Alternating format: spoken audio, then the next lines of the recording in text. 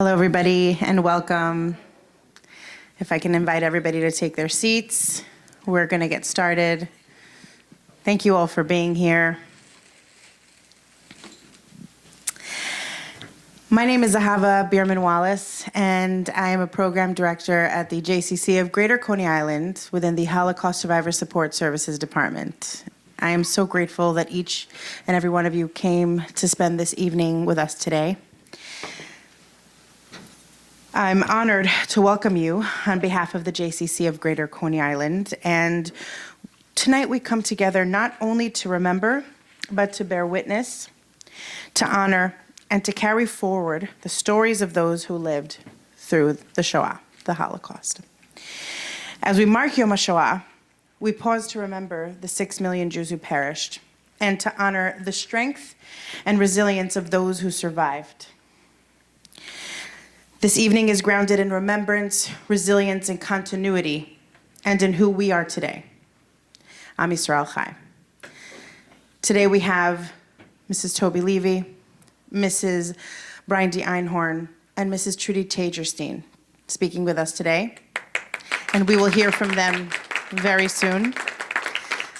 To start us off, Yehuda Zeller-Meyer, Managing Director of Holocaust Survivor Support Services at the JCC of Greater Coney Island, will give us a few words.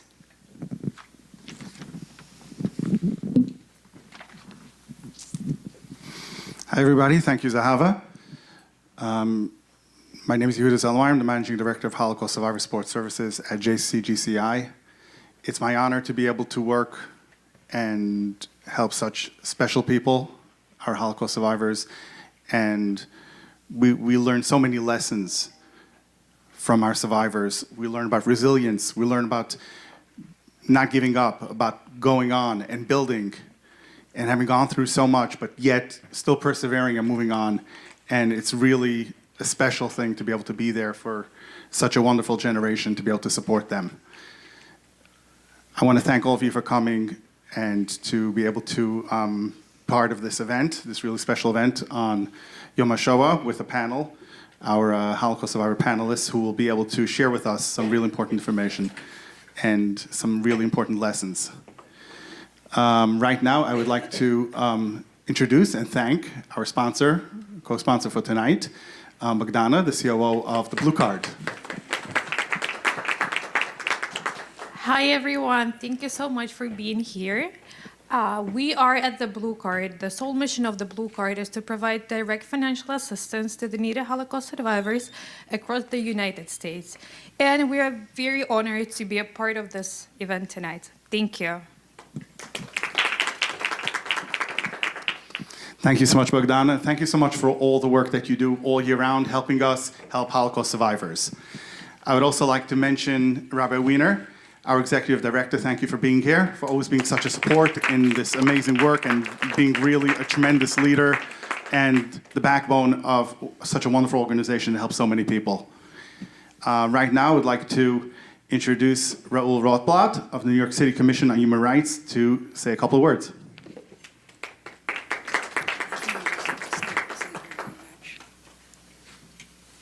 Thank you. Good evening, everyone. Jó estét kívánok. Any Hungarian speakers here? Jó estét. So my name is Raoul Rothblatt. I'm the Jewish Communities Liaison for the New York City Commission on Human Rights. So my first name is Raoul because of Raoul Wallenberg, who helped save my family in Budapest. My mom was born in Budapest in 1932, and for many years it was my grandmother and then my mom's job to tell these stories. And now this is the first time I've spoken at a Yom Hashoah event. So I don't have a shtick, but I'm very proud to be here with everybody and really to share with everything.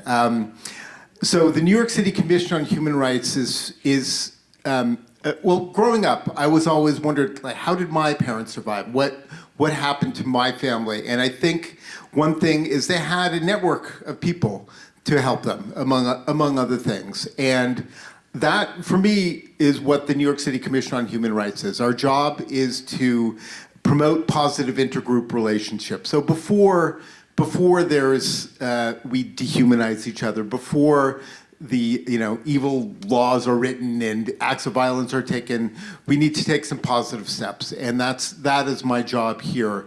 And so it's a great honor to be part of this, and thinking of what.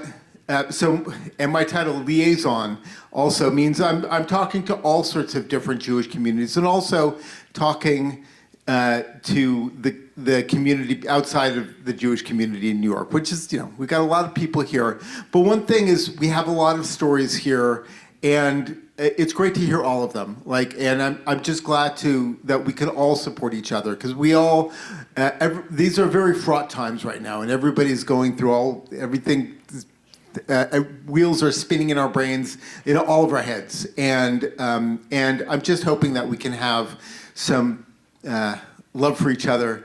Don't want to use the word tolerance, because we're all in this together, and so I really want to thank JCCGCI for doing this. They do tremendous, amazing work. Really want to thank them a million times, and I really look forward to hearing more and learning what you guys have to say. So thank you. Thank you so much.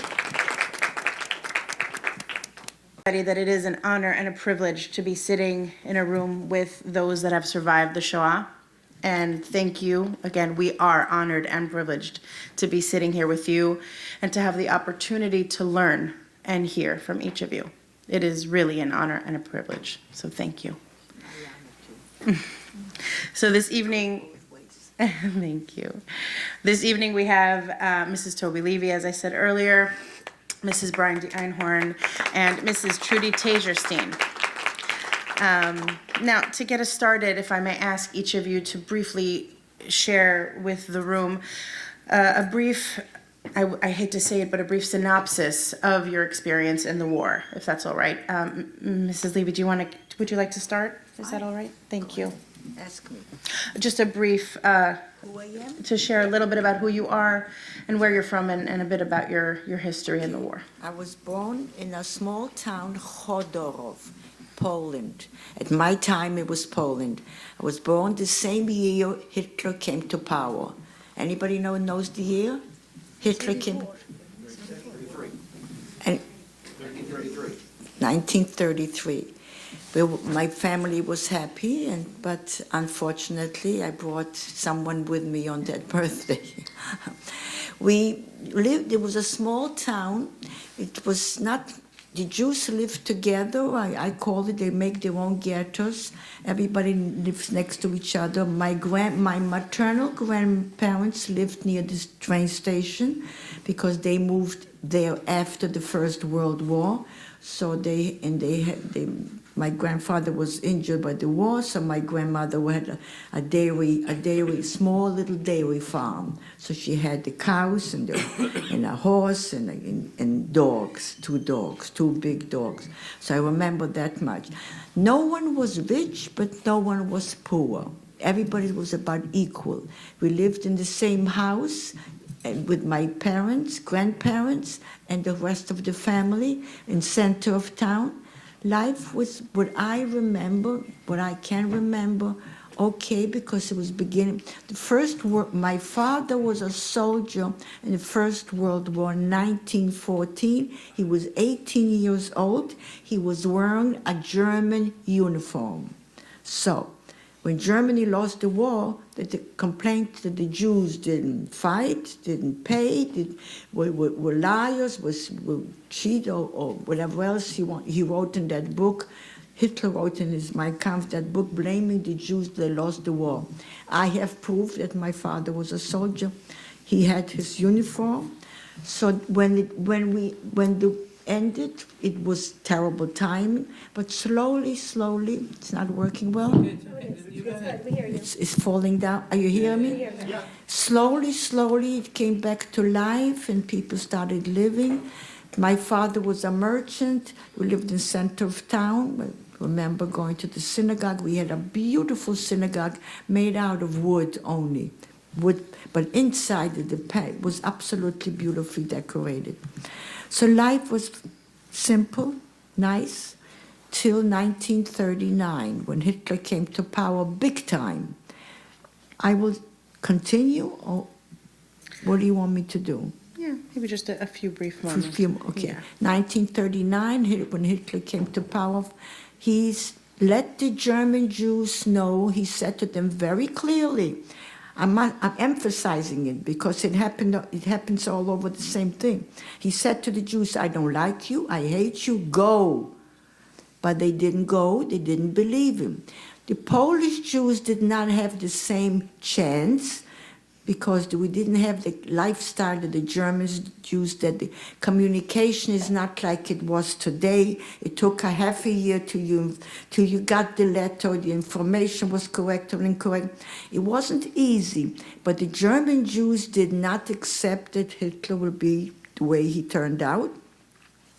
However, he showed them that he knows what to do. So what did he do? Gave him Kristallnacht, which means broken glass, and he took 40,000 Jews into the labor camps, took their fortunes, broke their synagogues, and then the German Jews got the message that we have to run.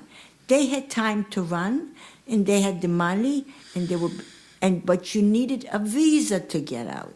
Well, on the other hand, my part of Poland, which is closer to the Russian border than to Germany, not only didn't we have the chance of knowing to go, we didn't have where to go, we didn't have the money, and unfortunately, there was no leadership to lead. Hopefully, we have it today. Hopefully we have it today. Every day I'm looking for Mashiach, every single day, trust. So we realized what's happening, and I will stop there before the war, or you want me to continue? Just I guess if you want to share briefly how you continued through in the survivor. Yeah. You want me to continue? Okay. Thank you. Okay. So it was 1939. Germany made a pact with Russia and divided Europe. I was closer to the Russian border, so we're going to be occupied by the Russians in 1939. My father was, I will talk a lot about my father because he was very, very smart, very, very tuned in. Thanks to him that I'm alive. So when you realized that Russians are coming in, they might be taking him to Siberia, which hindsight would have been a great idea. Go know what's right and what's wrong. But he didn't, so what did he do? He closed his store, put away his merchandise. He had 3 sacks full of material. He put it away in the basement, whatever he did with it, found a job. My sister, I had an older sister, her name was Betty. She went to school. I played on the street with all the other Jewish kids. I didn't feel any anti-Semitic feelings because I played with the Jewish kids. I wasn't in touch with anybody else. And when it came a Saturday, we would walk to our grandparents. So I can't talk about that I know anything about anti-Semitism before the war. One thing I do know, my mom said on a Sunday, don't play in front of the house, play in the back of the house. Why? Because the Ukrainians and the Poles are very Orthodox. They go to the churches every Sunday. Unfortunately, the priests will preach against the Jews. When they come out, they all hyped up. They'll pick me up, they'll beat me up. They won't kill me, but they'll beat me up. They'll send me home with all the names that they want to call me. Dirty Jew, Jew killer, whatever they... So avoiding it, we didn't go places to be exposed to know what's going on. So as a child, I didn't feel it. I felt it when we went in hiding. I'm jumping. I'll give you 5 more minutes and I'll go into hiding. I'll give you, I know we need time and you have others. So when so everything was going fine till 1940, Germany broke the pact with Russia, and Poland was taken over by the Germans 1, 2, 3. They put their guns down. The Russian, okay, our town was small. but it had a lumber yard, a sugar factory, and a train station. It's a big deal for a train station. So what does my father do? We try to get, not taking packages, just what we need right away to get on that train to get deep into Russia, because the soldiers all were running away. Nobody was stopping the Germans any place. So we run. So we're trying. We can't get on that train. So what does my father do? He gets a horse and buggy and runs. He figures he can get the train next to third town. He's running and the train is running. We're not making it. So he turns to my mom and says, we are much better off going to our hometown, because there everybody knows us. Already he knew something is not right. He knew it. He just had an instinct and knew it. So he says, but in Chodorov, everybody knows us. It's my hometown. He was born there. His grandparents, his parents. So we turned back to Chodorov. We unpacked 2-3 days later. The Germans walk into Chodorov. So we lived in center of town, the Rinnig. It's called the Rinnig. It's huge. It's 3, 4, 5 times bigger than this. And all around is housing. In each house, there had 2 floors. So my family lived, my father's family lived in that house, brothers and sisters. And I don't remember a grandma, but I remember a grandfather in that building. The Russians walked out, the Germans walked in. They asked all the Jews to come into the center of town, all the Jews that are close by. Very few lived far away, which was my maternal grandparents. We come into center of town. My father holds me in one hand and my sister in the other. And all I could see, because I'm so short, is the German boots. Boots, the elegant boots. They didn't look like they were tired, because they weren't killing, they weren't running. They were walking. Nobody stopped them. But their voices screaming us, telling us, you no longer have any rights whatsoever. Lost your rights. You no longer can go out. There's a curfew. Whatever you have is ours. Nothing talking about children, but everybody goes to work. And to give an example how they mean, what they mean, they did this in every town. They took one man who had a small little beard, nothing big to talk about, cut his beard, pushed him on his hands and feet. A German puts his foot on his back and says to us, this is who you are to us. To me, it looked like I'm a roach. He can step a foot. And I got very scared. So I'm pulling on my father's hand. What are they doing? Why are they screaming? He turns to me. My father never, ever yelled at us. We were only 2 children. Never. He married late because of the war, and he had 2 children. He was very, very proud with his 2 daughters. He turns to me angry, his feet, the eyes full of anger and feet full of fear. When he screamed at me, be quiet, I realized this is trouble, because I looked at my father's face. When we come upstairs to the apartment, my father says, this is not the same Germans. They're going to kill us all. None of us, if we don't get help from outside, none of us are going to make it. There was no help. Outside, inside, up, down, no. Nobody opened the doors to ask to give them visas to come. Nobody. It seemed to me like everybody locked their doors and threw their keys in the water, didn't want to hear what to do with the Jews that Hitler doesn't want. He says, go. But there was no place to go. He realized that he can do with the Jews what he wants, because no country opened the doors to take him in. There was an open case for him to do what he wanted to do. He made his plan in 1942. That's when he was in Chodorov. But slowly, so my father was lucky getting a job working in the lumberyard. Why lucky? Because not only Jews worked as slave laborers, but the Ukrainians and the Poles worked there as laborers. And he was counting on somebody to help him. And he did get the help. One guy comes to him one time and says to him, His name was Moshe Eisenstein. He says to him, Moshe, it's going to be a big aktia. You better find a good place where to hide. He maneuvers, he looks for where to do, and he finds a place, he makes it, he builds a place to hiding. Again, weeks later, whatever months it happened, I have to point out, not to forget, my sister and I did not go out on the street. My father said to us, we are not to go out on the street. She was 4 years older than I, so she was in charge of me. I was 7, she was 11. 11 is a big girl. So we're not to go. Why? Because if I go outside and don't wear, we had to wear an armband of white and a blue star on the center, make it yourself and wear it on every garment. So if we go out with it, the German knows I'm a Jew. If I go out without it, the German doesn't know. I don't look Jewish, and I spoke a perfect Polish. It was my mother tongue. So they would let me pass, but the Ukraine or the Poles would tell the German she is Jewish. So I had no chance of surviving. So my parents decided we are not to go.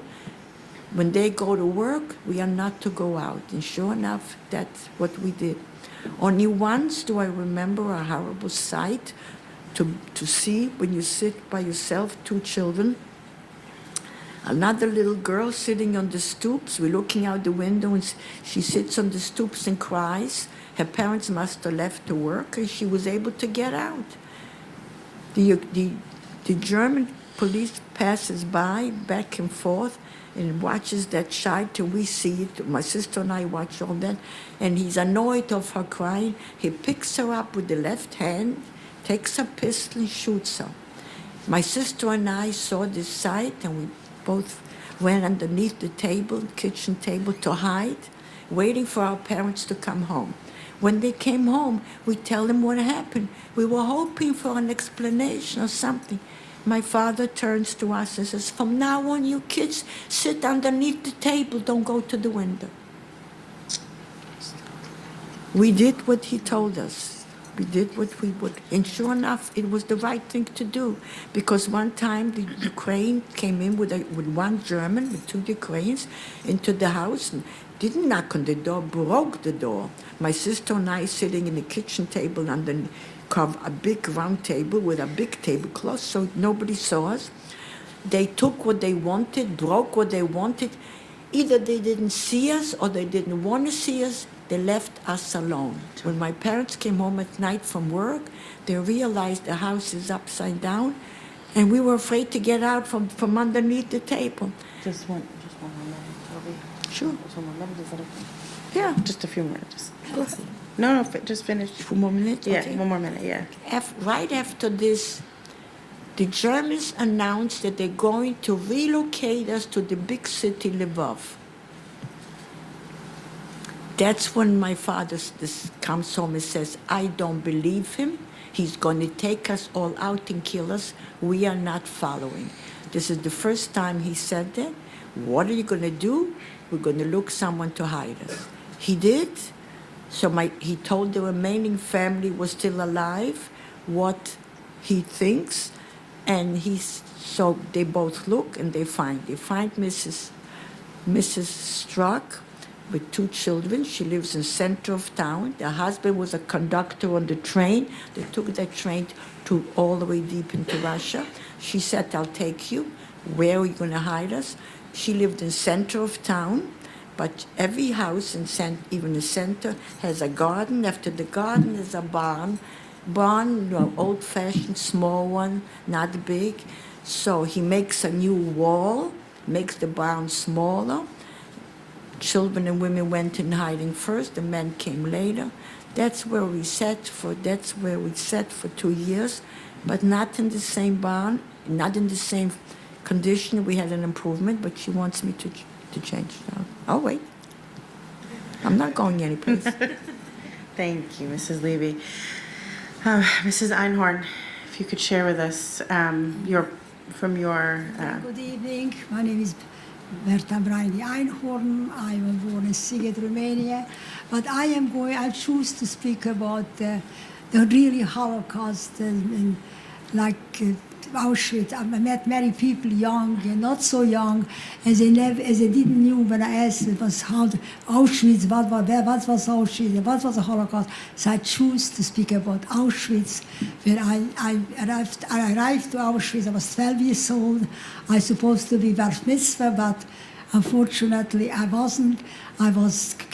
Came down. We came 3 days in the cattle cars from Siget. 3 days without any food, without any water.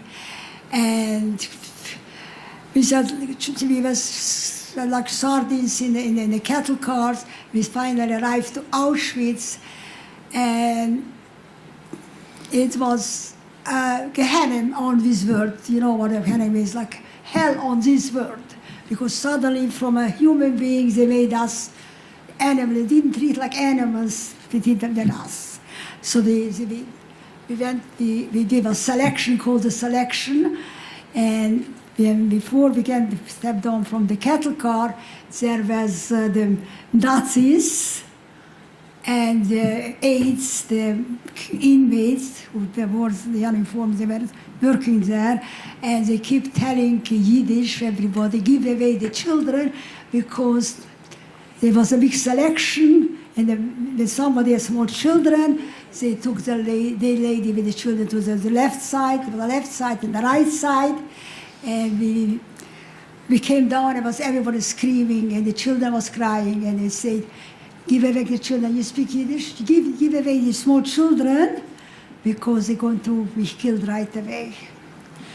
So first of all, there was a big fire near one of the places, and we stood there, and everybody has to throw away the surim, the prayer books, the tefillin, and then we marched 5 in a row. I came with my grandmother, she was 60 years old, and my mother, who was 30 years old, and was holding my hand in the middle, and we were marching in Mengele, Joseph Mengele, the terrible Malchamu, was terrible. He did that selection, and it was, we walked with my mother, my grandmother, a few steps, and then he came after, we ran after him, Mengele, and he took my hand, and I didn't want to go, but he hit me with something, and I went to the right side, which is already a miracle, because otherwise I would have gone to the left side. And we arrived there, and we went to the people went to the crematorium. Most of my family went there, to the left side, and I was the right side. And the right away, they treated us like animals. I mean, many dogs, we wish we could be a dog. No, it's terrible. We had to undress, and they shaved their hair. They made us looking like animals, just plain robes. They gave just a plain robe. And they took us to a barak, where there was 3 kind of like a bunk bed, but it wasn't a bunk bed, it was 10 people on each section. There was 10 people almost, and then one cover, and everybody keeps pulling the cover. I leave the cover a little, and I see the cover a little. And then we stayed there in Auschwitz. We stayed 6 weeks, and everybody said, try to get out from Auschwitz, because in Auschwitz you will have a chance to go to the crematory any day. There were selections. They did selections. And we went, so after 6 weeks, it felt like 6 years to be in Auschwitz. Very little food. It's called food, dark bread, very dark bread. It didn't taste like bread, but we had to eat something. And we had to sail up there. They counted that every day. They counted that the morning. We had to go up 5 in a row. They had to count that. There's no more to escape anyhow. Also, there was a story. I heard that somebody escaped from Auschwitz. There was a man. He was called Moshe. And he warned us, please try to hide, try to run away. Where should we run? Where should we go? Where should we go? He told us, please try to run away because you're going to kill us. And everybody saw that he was Meshuggah, like he was insane. Who's going to take people playing for the healthy people, takes them to the crematorium? He didn't commit no crime, just playing Yiddish. He didn't commit no crime. Children and elderly people, younger people. But we didn't believe him, and nobody tried to hide. Nobody was just rumors. It was just a rumor. And after 6 weeks, we came to another in Hamburg a little, but this was a small place in Hamburg where every night there were the sirens. The British came to through the bombs, and we had to go down in the shelter. We didn't want to go to the shelter because it was very cold there. But we stayed there a few weeks already. And from there we went to Bergen-Belsen. That was my last stop. There was already the end of the war. So the Germans know they're going to war, they lose the war. So they starved us to death. No bread, no water. People were dying like flies all around me. Everybody screaming, water, water. Give us water, but they didn't give us nothing. And it was really very, very terrible. I remember they shook me up. They told me, please don't die. That we are liberated. I think the British liberated us. Don't die. We are liberated. And all of us, everybody was almost more dead than alive. I was like a skeleton. After 2 weeks, and I was unconscious. So they took me to a hospital in Germany. And they gave me a little, every six hours, they gave me some white liquid and kept to keep me alive. And then they took us, the Red Cross took us to Sweden to recuperate because we were more dead than alive. And I just want to tell you that it's such a miracle that it's hard to believe that I'm really alive. But many times I was all my family was killed. All my family was killed already. I found out that I had nobody. Even my mother had 6 brothers and 2 sisters, and nobody came alive. And I don't even a schoolmate at my age who survived. When it comes to school reunion, when my children have school reunion, I just envy them what all about school reunion is when I never experienced it. And I feel that I have to speak out because there's so many deniers. They don't believe us because it's really hard to believe they treated us like animals. There's so many deniers. We have to speak up. Everybody has to speak up. So this is the first time I'm really speaking really up. I want that they should know, the world should know what was happening to us. 6 million Jews, imagine. And they was just died because they were Jews. They didn't commit no crime. Look at that. In America, so much terrorism, so much crimes going on, and they go free. They don't accuse it. It's just unbelievable. That's why we have to speak up. The anti-Semitism is very sad when we hear that something happens. Of course. And I just wish Mashiach should come. Mashiach should be peace on the world and all Israel and all over the whole world, and we should be a free country. Everybody should free and enjoy life. That's my short story. I didn't want the whole story because it would be very, very long. If I start from my home. Right. Yeah. Thank you, Mrs. Einhorn. Thank you for sharing. Thank you. And Mrs. Tajerstein, if I may trouble you to share your experience, please. Thank you. My name is Trudy Tajerstein. I was born in Vienna, Austria in 1933 in a middle-class Jewish family. I really don't remember too much because I was like 5 years old. On August 5th, 1938, a knock on the door, my mother opened up, 2 SS soldiers standing there asking for my father. So my mother said, he went to work. I don't know where he is now. Okay, we will be back, they said. She right away called him and she said, run to my mother, run to my brother. They're looking for you. Why are they looking for you? He had a little dispute with a customer in his business, and she threatened him years before, I'll get even with you. But my father was smart, and he said, take the 2 girls, and take a pocketbook, meet me at the train station. Don't take anything. Make believe you're going for a walk. We got to the train station. My mother was very nervous. She wanted to get on the first train. They didn't know where they were really going. My father said, no, the kids are little. They need to be able to lay down. Wherever we are going, it's going to be a long trip. We took a train towards the Swiss border. On the way, we found out that the express train was stopped and all the Jewish people were taking off and the local passed through.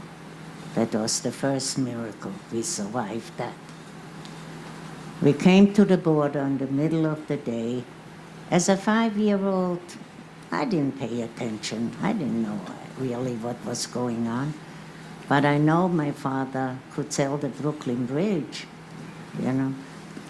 So he was talking to the Border Patrol, and he had a little bit of money in his pocket, and he was offering, he said, get me and my family over into Switzerland. So they were very nice, and they said, we'll help you sit under a tree and wait till all the farmers go, and then we'll take you over. We don't need your money. So we got into Switzerland, and some people took us to the nearest city, and then the Jewish organizations took over. The Swiss people were basically not nice. My father was in a camp, working in the camp. He had to work in the fields, and we had some kind of an apartment that had no running water. The bathroom was outside. It was, as much as I can remember, it was not very good. But it was better than any other people had. I grew up amongst mostly Goyim because we didn't stay in one apartment a long time. They said we needed for our people, so we were moving and moving and moving. So it wasn't very easy. But I was never hungry in my life, but I had nothing else. I had my sister and my parents, and my mother tried to teach us as much as she could. And I went to the Goyish schools. And my father was not allowed to work, get a job, a regular job. The Swiss people didn't give permission. Every month we had to go and get a stamp on our papers that we could stay another month. Another month, another month. Years passed by. After 10 years, my father was allowed to work. Then he tried to get in touch with his American cousins, and they sent us paper, and we came to America in 1950. It wasn't such a terrible, I didn't have such a terrible time because I did not go to concentration camp. I really didn't know there was one till I was a little older. But it left a mark anyway, because you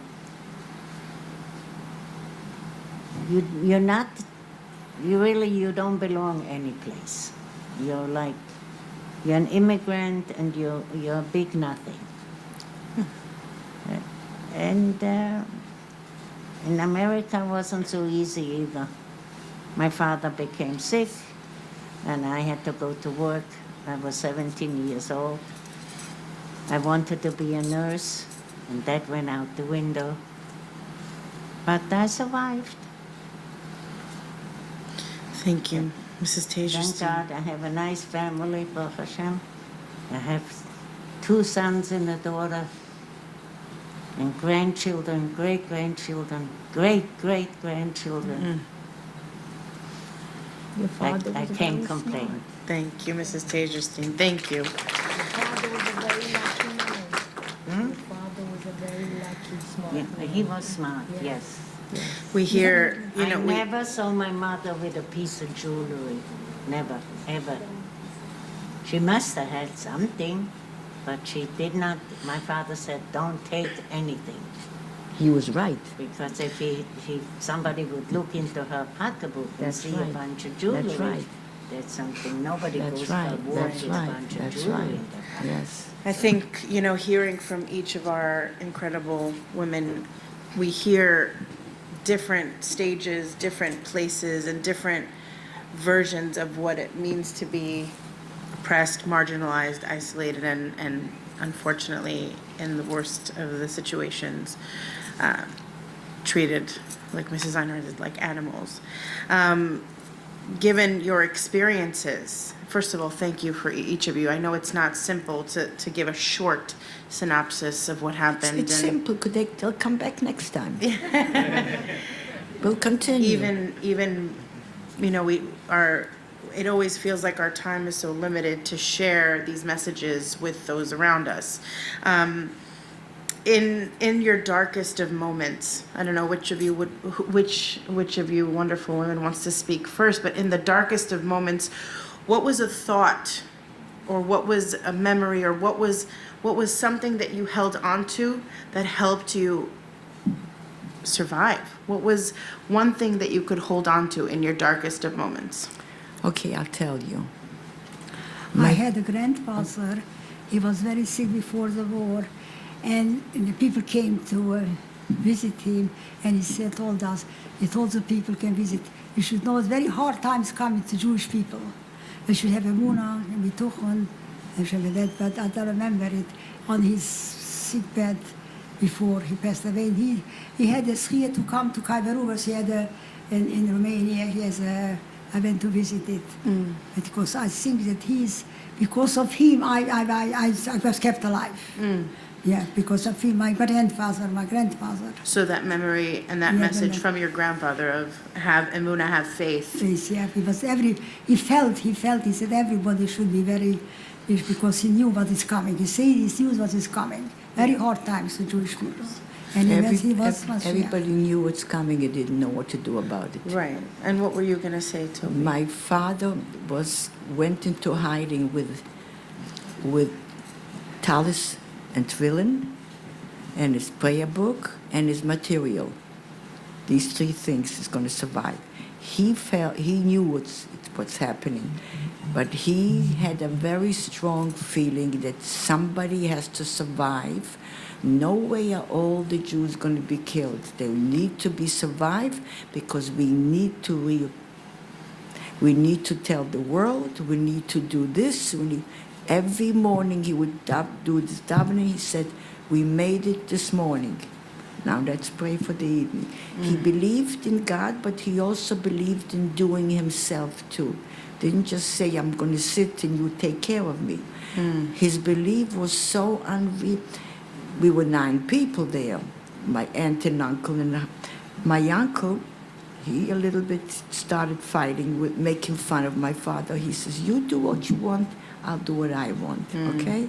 I feel that if somebody has to survive to tell the world, maybe it's us. So we have to do what we can to make the maybe happen. And every day, and then he was telling, we had 4 children, young. We were 4-year-old, 6-year-old. I was 8 years old, my sister 12. He'd make sure he tell the story of Passover. He make sure he tell the story of Purim. And I didn't speak any other language but Polish. So he taught me to read Yiddish, to speak Yiddish, and to read it, and to write it. And then he said, you must know multiplications because that's important in life. You must know math. Multiply. What is 2 times 2? He was so sure that somebody has to survive, and that's exactly how we made it. So the faith and the confidence that we, as a Jewish people, have to survive, Right. in addition to hishtadlut, right? The self. In addition, you have exactly, to do. You putting can't in- just sit and pray. Right. You've got to act, which means Right. talk, which means talk to the kid with 4 kids. Right. Talk and he was in charge. He made sure we don't sneeze, we don't cough, we don't cry, we don't talk. He was up 24 hours in case we at night wake up and dream, so he should wake up. And that was his version of hishtadlut, right? That was He his was version of doing. his version of trying to make it. Right. He said, Sorry. Go ahead. And Mrs. Einer, that's what you were saying earlier about what we have to say today, right? That's why we have to speak up today. That's our today, hishtadlut. That's how we're doing what we're doing now, right? And Mrs. Tajerstein, if you don't mind sharing, in your darkest of moments, in your most difficult of moments, is there something that you can share with us that helped you carry through? I always wonder what my life would have been if there wouldn't have been this terrible war. wow. What would I have done? What I would have, lived with family, with the cousins, with the aunts and uncles, with a grandmother. I didn't have that. And I missed that a lot. I didn't realize till later on that was a big loss for me. And it's never gonna, come back. That's why I'm very much, get my children, my grandchildren together. So the family means so much to me. Well, it does. So it through is. the hardship, right, the continuity of your family and the children and the grandchildren, maintaining that continuity. So those are our themes that we're seeing with all of your.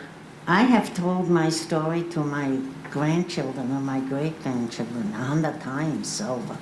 Bobby, tell me how you grew up. That's their favorite thing when I share rooms with them and I talk about how I survived, which is not such a terrible thing, but for them it's like unbelievable. They can't understand my children. When I cannot throw away food, I feel that I commit a sin if I throw food because it's in my genes. We have starved more than a year. Starved. There's no food, I always leave over food and put in the freezer. I cannot throw it away. It's so hard to understand how people can throw away food. It was so starved all the time. So that's one of the things that has stayed with you, and that you see today, that you think about today, is that you can't throw away food. Is the feeling that you said it's a sin. It feels like a sin to throw away food because of your experience with starving. No food. They can't understand how we survive because food. Because of food, really. Because of food. And Toby, is there something that you remember specifically that today you think about? You're talking about hunger? I'm still hungry. You're still hungry. Yeah. I'm still hungry. You're still hungry. I carry a sandwich with me all the time. I'm afraid to get hungry. We were hungry for 2 years. Hungry. All our diet was some potato and some bread. That's it. Tajik, he was an angel of a young man, 16-year-old boy. She wanted us to leave. She was afraid. I have enough. I can't take it. Go. We had no place to go. She says, go to the forest. But her 16-year-old boy said to Mom, you can't chase him. If you chase him, they'll never make it. I'll help you. Maybe we can save them. She would never have made it without him. She had 2 children, a daughter and a son. So the daughter was 18 or 19. He was 16, she was 19. So he said, you stay away to his sister because she's socializing with the Germans. I and Mom will do the job. 2nd year in hiding, a full year, the Germans lived in her house. And we said to her, what are you doing? We can't even breathe now. She says, I'm safer. Right. And we understood that. Right. I mean, she wasn't wrong. Yes, to me, this is the ultimate. 16-year-old boy tells his mom, I'll help you. When I speak in schools, and I pick a 16-year-old boy, I said, what would you do in this situation? No one can give an answer. I myself don't know what I would do. Would I say to mom, I'll do it? And the Germans would have killed her. Okay, the barn door was open. We would say that we were on our own here. Would they believe it? I don't know. But she was in danger. If they didn't believe her, they'd kill her the same way they killed us. So I understand what that means. But this is, to me, this is the 16-year-old boy. Once when I speak to kids mostly. So one girl says to me, did you ever want revenge?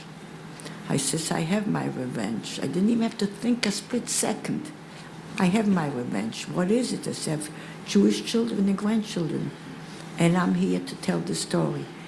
And that was the segue. Thank you, Mrs. Levy. That was a segue to our next question. Right, but so she usually kids write to the museum because I speak through the museum. I mean, they gave me so she wrote the letters, and the letters come to me, I read, and she wrote, I never knew you can have revenge without killing.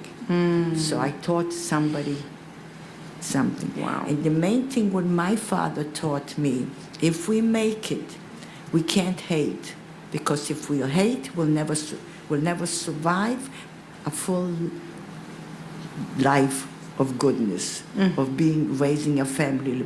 So you must learn not to forgive, not to forget, never in your life to forget, but you must not hate.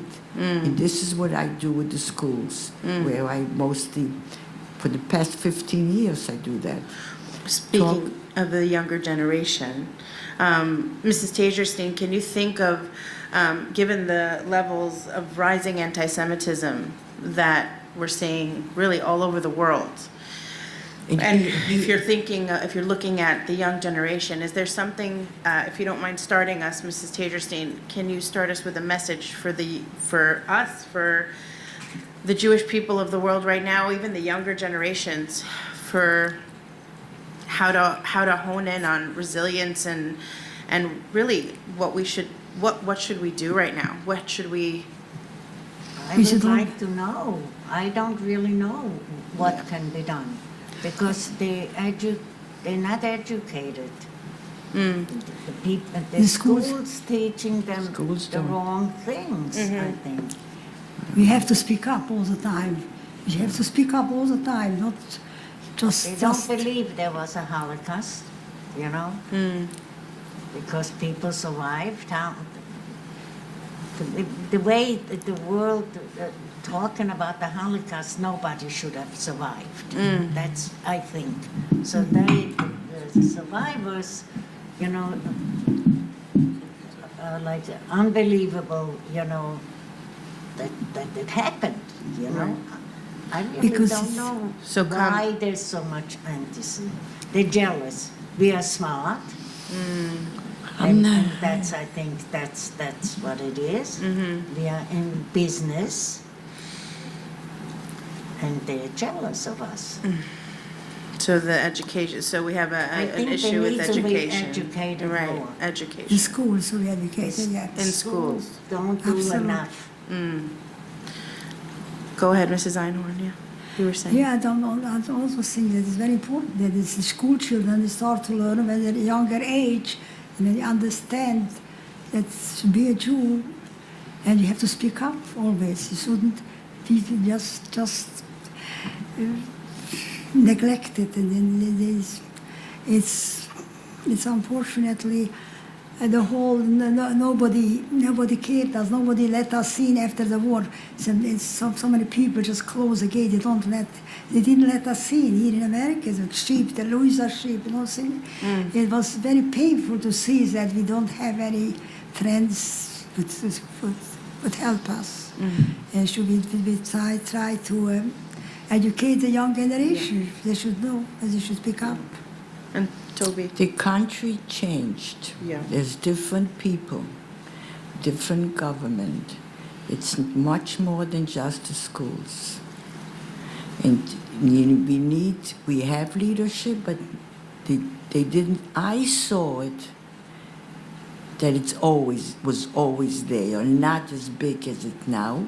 It finally came to the surface in October 7th, but the leadership, the Jewish leadership missed it. They're agreeing, they thought they're doing a good job quietly. No, it's got to be in the open. You can't allow a politician to voice an opinion that's wrong, and somebody has to tell him it's wrong, and not let him get away like they do. Oh, she doesn't know, she doesn't understand, she didn't mean. This all leads to one. So the Jewish leaders have to do more, not the schools so much as the leadership. And you can't and you have to know who you vote for. That's number one. So I'm hearing civic duty, I'm hearing do your research, I'm hearing speak up. Speak up, loud and clear. Loud and clear. Loud. Don't be afraid to speak up. Otherwise, it's not going to hear. If you let them get away once, twice, the third time, it's too late. Too late. We had leadership, but they talk about it now in the open. They're talking behind and talking open. They're doing more than they ever realized, because they realized 20 years they missed. They missed. The country went the wrong direction. The leadership now is no way going to go for Jews, especially we have an Israel. Oy vey. Whatever you do, it's not good. We didn't have an Israel. They told us, Jews, go to Israel. Go to Palestine. We don't want you here. We come to Palestine. They say, Jews, go back to Poland. Make up your mind, I say. Where should I go? Right. To Poland or to Palestine? What do you want me to do? It's not such an easy answer. It's not just jealous. It's a lot. When you think of the word hope and future. Yes, you have to hope. Okay. Big time. And big time. So that's your first, I was going to say, what's your first association when you hear that word hope and the future? So you say we have to hope. Give me 5 minutes. I might not tell the story perfect. My son was always very much involved with Rabbi Rebbetzin Youngreich and her family. My son is a doctor, and he always anyway, he's involved with the family. So one of his a rabbi called his bishop happy birthday. That was just before Trump said he's going to bomb, he gave him till tonight. Monday night was last week. Okay? So the rabbi says to Howard like this, we gave them the plagues. Trump bombed them flat. He compared what Trump did to when we went out of Egypt. We came to the Red Sea. He wants the Vermouth open. He split the sea and came across. And we took the loot, the oil. I was hysterical the whole night. I said, I was hysterical. I was waiting for Trump to do it for that Monday night. I was up. I was why Shabbos ended, or Yom Tov ended a certain hour, and I went straight to the TV. We should have to have President Trump should have been president. I was in Washington once with Holocaust survivor. Yeah. And I told him, I wish you would be my president during the wars. He said, you wouldn't have left 6 million innocent Jews be perished. The majority So Baruch Hashem, no, majority people don't like him. I think Baruch Hashem is very good for Jewish people. We should have I like him. We should have He's very Baruch Hashem. I told you I was laughing a half a night. Baruch Hashem. I said, can you imagine how Rabbi, he gave me, it's time for the Jews to have something. It's time. It sounds like this action. I think there is action. I think there is a miracle. I think my life, am living in a miracle. Because we have already Israel, 80 years. They don't let us live there. So maybe now maybe this president will help, and maybe. And Mrs. Tajerstein, when you hear the word hope and resilience and future, what comes to mind for All you? three together. Talking to me? Yeah, when you think of, I just hope that my family and this generation will never have to go through what we have. That's right. Amen. So did I. Suffered what he So did I. Thought I'll be the last Jew in this world that went through what we went through. But I'm not so sure now. And if there's one message that each of these people in this room, that you want each of these people in this room to walk away with, I'm going to give you a quick moment to think about it. And with this, we'll close. I got the There's answer. one message Get that... involved. Get involved. Get involved. Get involved. Don't let anybody get away with Speak it. up all the time. Speak up, get involved. Get involved and do your duty, do your Jewish duty, not just stand by. Don't be a bystander. So Toby, get involved. Don't be a bystander. Mrs. Einhorn, speak up. Speak up all the time. The young generation, the elder generation. They have their own Mrs. fascination with And life. Mrs. Tajerstein, what is your one message that everybody should walk away with? Speak up. There we have it, ladies and gentlemen. Thank you so much to our incredible panelists. We're going to open up the floor to a few questions. We're going to start with one for now, but if we'll see if we have time for maybe two or three. If somebody has a question, please raise your hand. You're pretty good with timing. Yeah. Wow. Thank you. Yes, please, if you could stand up and say your name. Yeah, you can take it. Yeah, sure, go ahead. Oy. She needs. Yep. Yep. I'll be back. Okay.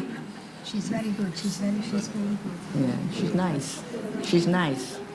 She's a nice person. Hi, my name is Deirdre Levy, and I grew up in Queens. My grandfather was born in Jerusalem before the war, so before the creation of Israel, and my grandmother came to America in the 1900s. But I'm an educator. I teach kindergarten, special education, and I've witnessed all of these pro-Hamas protests, and unfortunately, it's been very disturbing, to see all of these things happening all throughout New York City. And I love how you said to speak up and to speak out whenever you see things, but when you see people who actively call for an intifada or the end of the Jewish people, I mean, what else can you do? Because I know that a lot of the people that see these things were very upset by what we see, but I guess what else can we do? What else can we do? Speak up. You can't allow it. You can't. But it's not just not one person. It's the government. It's the people we elected. The people you elect. They tell you what they're going to do and say, and you should look up. I have never made a mistake with an election yet. I make sure I know who I'm voting for. That it's going to be for Jews. Otherwise, I don't vote. You have to be involved. I'm not involved. I'm too old already. I'm tired. I'm Never too tired. old. Okay. I'm scared. I'm tired. I have grandchildren, great-grandchildren. I am scared. I am petrified at some time. It hits me. I get very scared. I can't imagine anything, but I can imagine something similar. Yes, I can. So maybe to follow up on the question, what do we do with that, to speak up with that fear, right? Maybe that One was- person alone is not easy to do it. You need the government. You need to pick the right people to vote. Very, very, very important. That's number one. Yeah. Any other questions? Oh, yes. My name is Rachlea Schwartz. Can you speak up? Okay. It's I not- have a question. It's not Okay. on the political point. It's more Okay. on humanity. Okay. I have all my grandparents were Holocaust survivors, And my grandmothers always used to speak about when they were in the camps, they didn't even discuss the horror that went on. They all discussed the charitable actions that they chose to help their fellow campmates. And like if they got a small piece of bread, they would make sure the next person had it so they can live. Right. And You shared. they shared. Yes. And everyone just thought about helping other people in the darkest of times when really they should have just thought about themselves and their survival. So, and today, in our schools and throughout, in the younger generation, there's not as much help that you want to see that we had back in the camps. There's bullying, there's political groups among the young ones, right?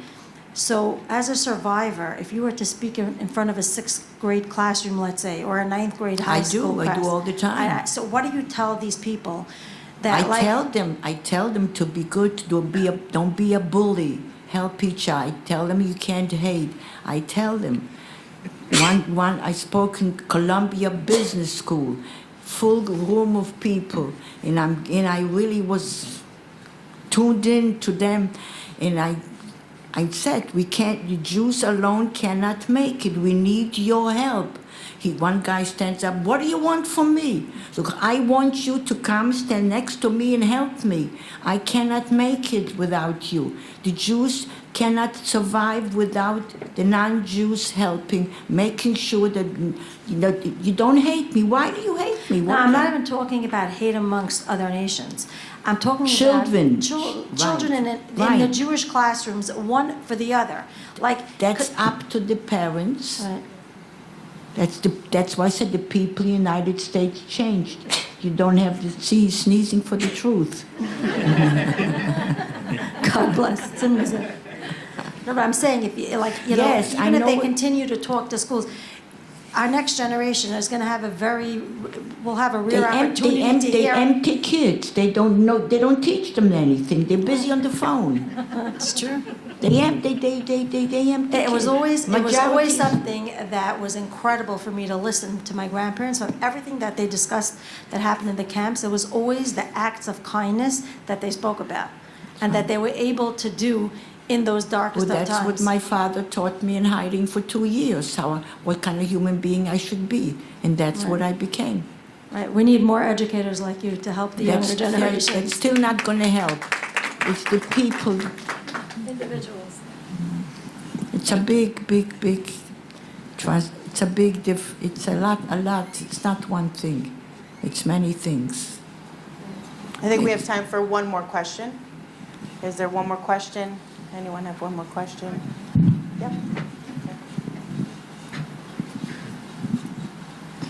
Hi, my name is Rosie Prostine. I'm just curious, all the horror you saw and everything was, because technically that you were Jewish and you believe, so how did afterwards, coming out of it, you separate, I'm going to continue, believing in God, even though technically he's the one who did it, but also the good, and continue wanting to stay part of the Jewish nation and you went through so much because not technically because of it, but I'm saying how did you want to come out of it stronger, part of it, if it was hurting you? Can I say something? My father always said, if you complained on God, so he would say, God gave people choices.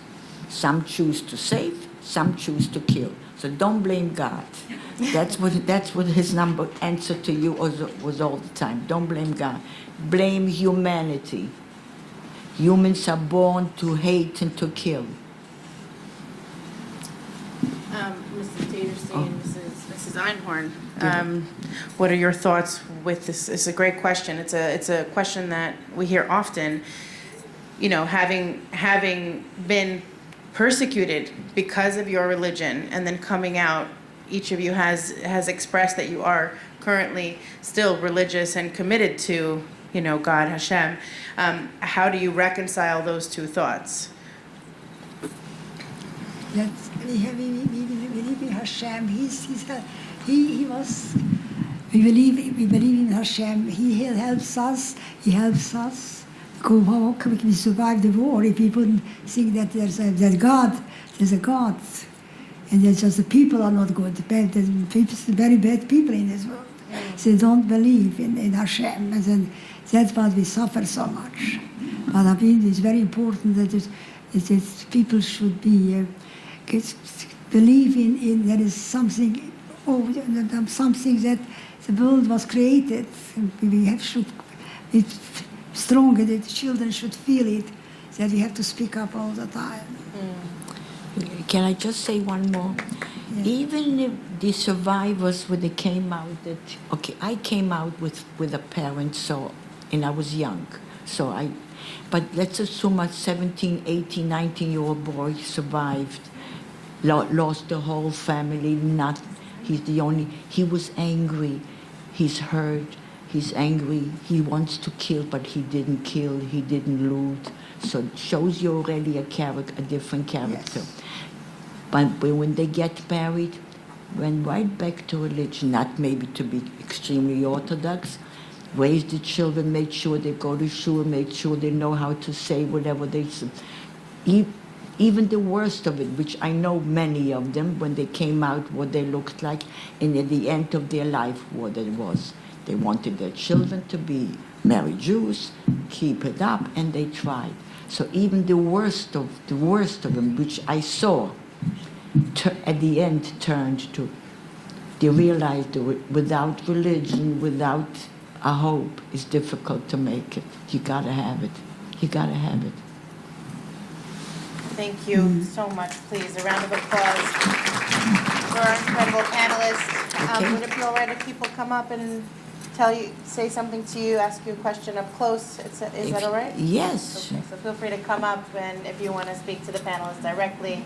Thank you all for being here. Thank you all for being here. Thank you again to the Blue Card for being our sponsor this evening, and New York Health and Wellness for sponsoring as well. And thank you again to Mrs. Toby Levy, to Mrs. Brindy Einhorn, and to Mrs. Trudy Tagerstein. Thank you so much. Thank you so much for being here with us today. Thank you for having us. Thank you for coming, everybody. The children understand, and I don't want to upset my children. So I didn't want I wrote it down my story in a nutshell, but not the details. If I should put the details, I would be a whole night to start from the beginning, from the ghetto, before the selection, everything. But I'm very happy that I spoke a little, and I want the world to know that it was the deniers. There's so many deniers. We have to speak up. It just made me to speak up.